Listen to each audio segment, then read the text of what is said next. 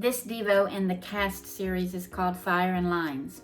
And in Daniel, we read 2 accounts using the word cast. Remember the 3 guys, Shadrach, Meshach, and Abednego, got cast into the fiery furnace, and then Daniel was cast into the lion's den. The king had set up an image of gold and demanded that the people bow to it and worship, and those that didn't would be cast into a fiery furnace. So these first 3 guys refuse to worship this idol made with hands, and then they're warned if they don't, into the fire they're going to go. They're even taunted by the king. Who in the world's going to save them if they're tossed into a deadly fire? And the guy's response is quite something. Either God will deliver us from the fire and from your hand, O king, but if not, we still won't bow. This angered the king, and he turned up the heat in the fire and cast the guys inside. And it's interesting to note that the verses say the men had on their trousers, coats, and turbans and other garments when they went in the fire. And you know the rest. They emerged with no singed clothes, no smell of smoke on them, nothing to evidence that they were in a fire.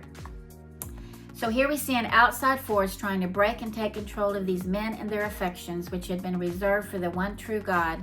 And we see that the miracle took place in the fire, not outside the fire. So when an outside force demanded that these men deny God, the men stood strong, and then they were cast into the fire. The other story is Daniel. When he too refused to stop praying to God, which he did 3 times a day, he was cast into a den of lions. And we know the end of this story.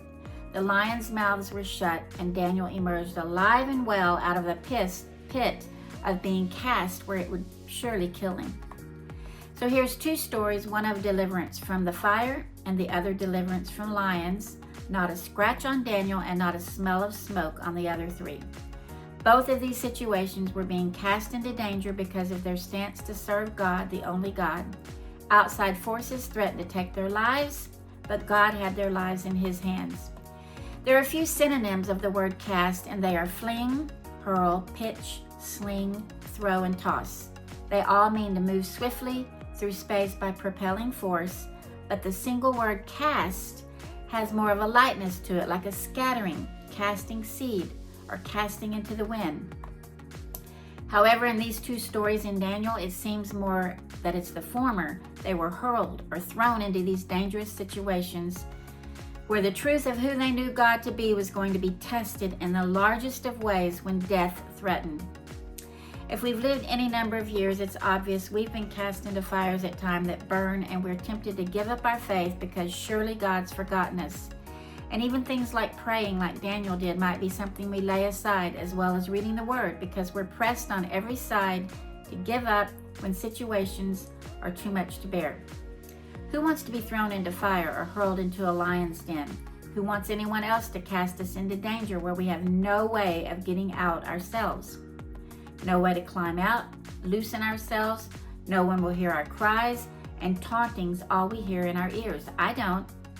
However, in these 2 stories, these guys were living lives pleasing to God, and they still suffered a casting, so to speak. Isaiah 43 says, when we pass through the waters, he's with us. When we pass through the rivers, they won't sweep over us. And when we walk through fire, we won't be burned or set ablaze.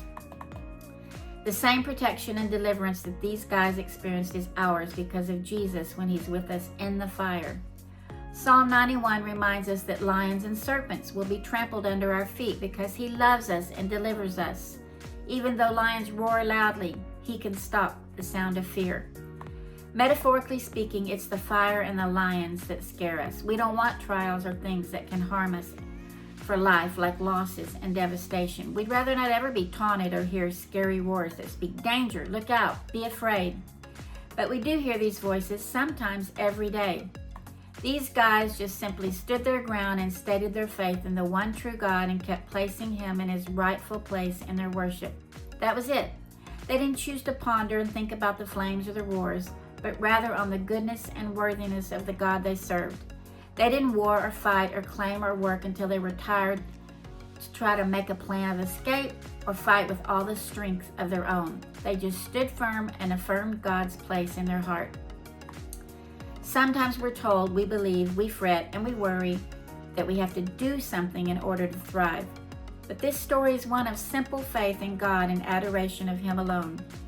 May we all spend more time adoring the one we love and the one who loves us instead of trying to avoid the cast or the roars or the fires, as we simply stand firm, state our affection out loud, and experience the miracle of grace in the fire that doesn't kill us and deliverance from the lions that cannot harm us. Fires and lions, oh my. Oh yes, because God and his mercy are mine, oh my.